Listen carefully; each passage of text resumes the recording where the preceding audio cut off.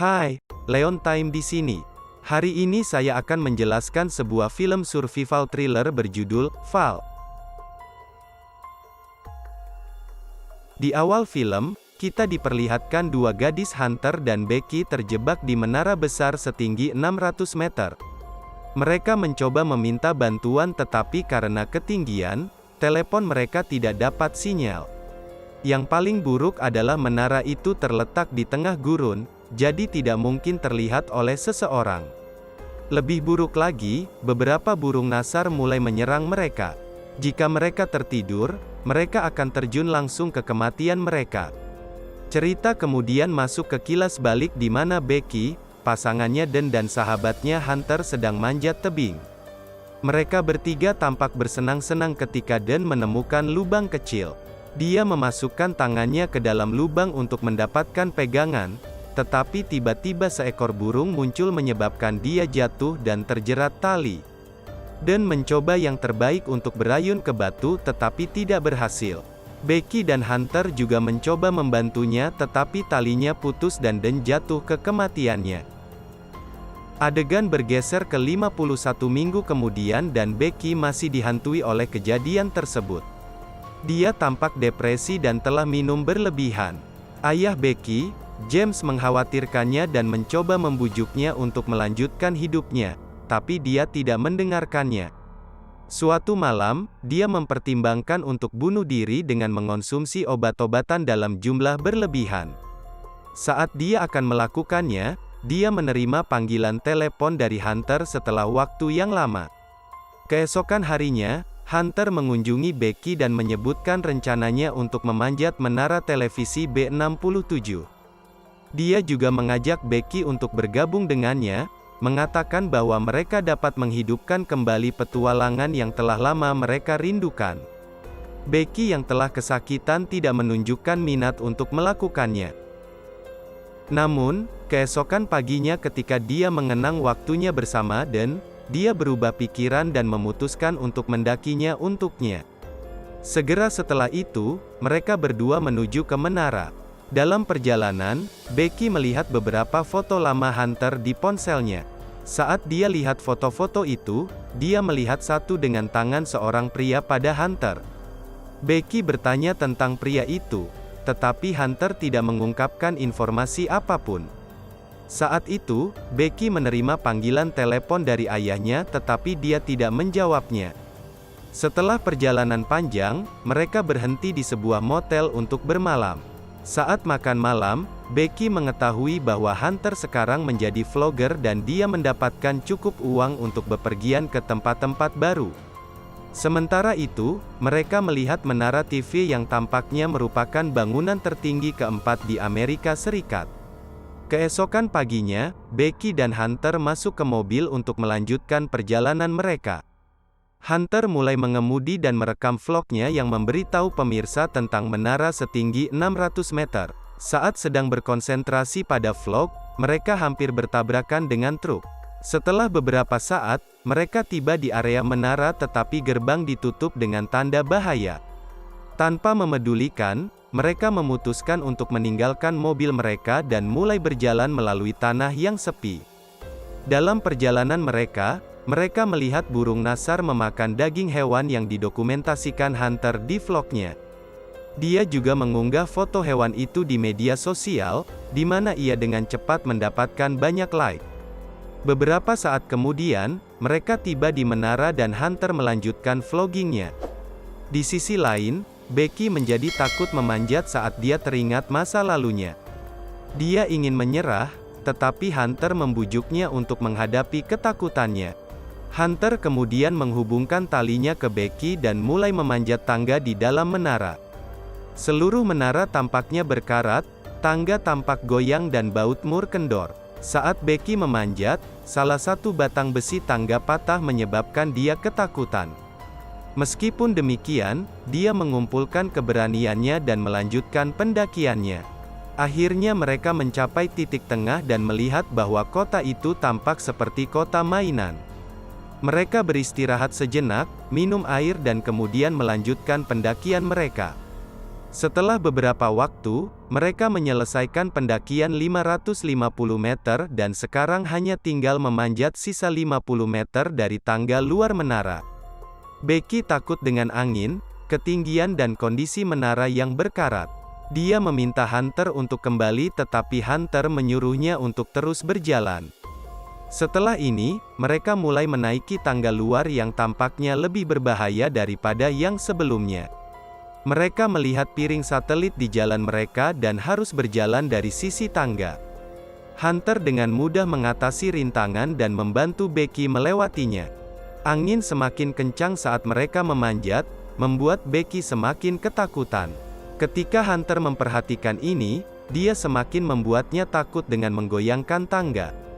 Hal ini menyebabkan baut mur kendor dan salah satunya lepas. Untungnya, itu tidak berpengaruh pada tangga dan mereka berdua terus mendaki. Sebelum mencapai puncak, baut mur lain jatuh dari tangga. Akhirnya mereka mencapai puncak dan mulai mengambil foto dan video. Tetap saja, Hunter tidak puas sehingga dia mengambil drone-nya untuk mendapatkan video yang lebih baik. Setelah itu, dia menyerahkan kendali drone kepada Becky dan menggantung dirinya dari balkon untuk mendapatkan popularitas. Dia kemudian naik kembali dan menginstruksikan Becky untuk melakukan hal yang sama. Ketika Becky mendengar ini, dia terkejut dan menolak untuk melakukannya.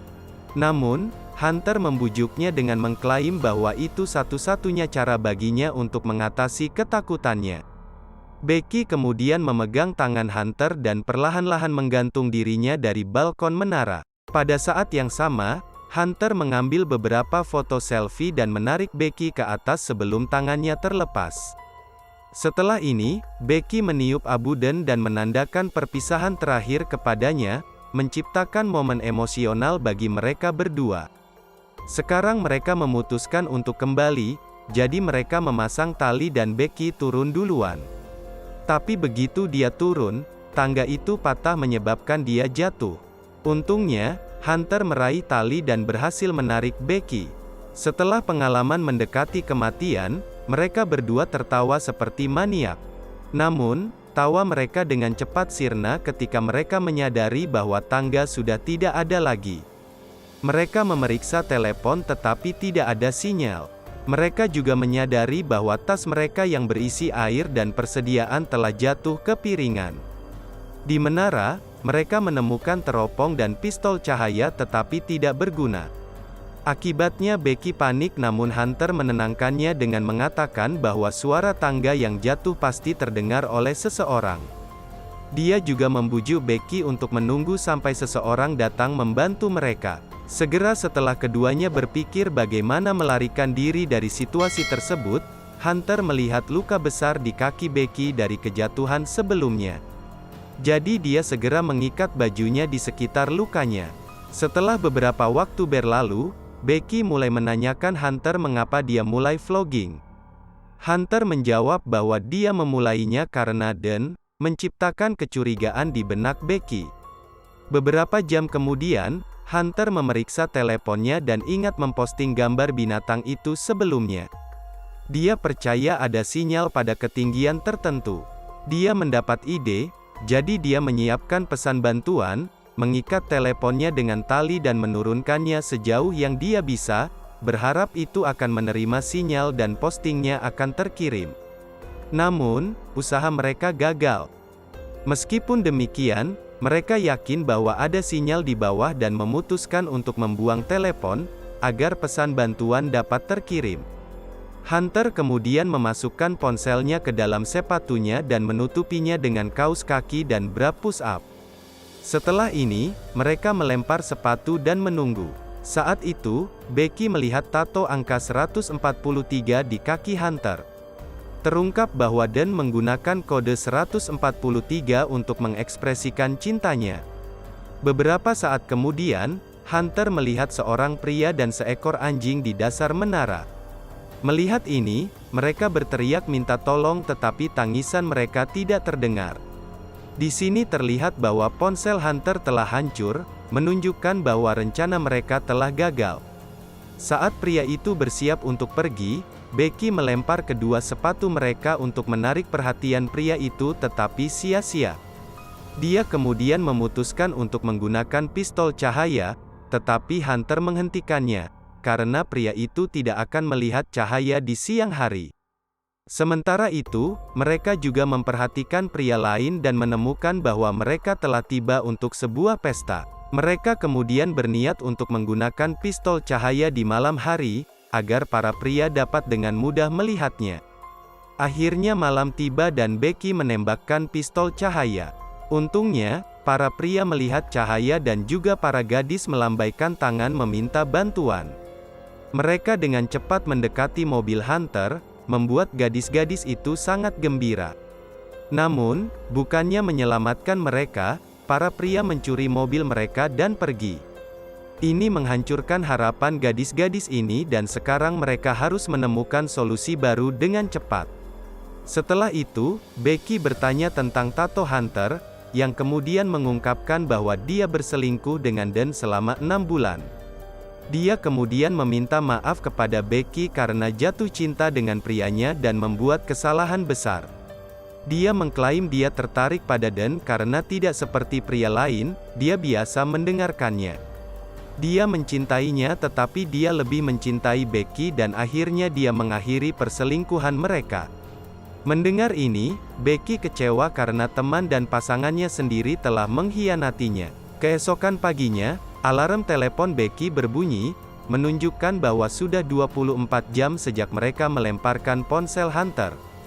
Karena mereka sangat haus, Hunter memutuskan untuk pergi ke piringan untuk mengambil tas mereka. Dia mengikat salah satu ujung tali ke menara dan ujung lainnya ke tubuhnya sendiri. Dia kemudian turun ke bawah, tetapi masih tidak dapat mencapai piringan.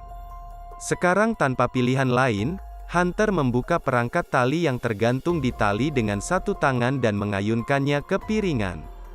Dia mengambil tas dan minum air dari situ. Kemudian dia menggunakan tongkat selfie-nya, mengaitkan tas di tali dan bergantung padanya. Setelah ini, Becky menarik tali sementara Hunter memanjat. Dia hampir mencapai puncak tetapi tangannya tergelincir dan dia jatuh. Detak jantung Becky berhenti dan ketika dia melihat ke bawah, dia lega melihat Hunter masih memegang tasnya.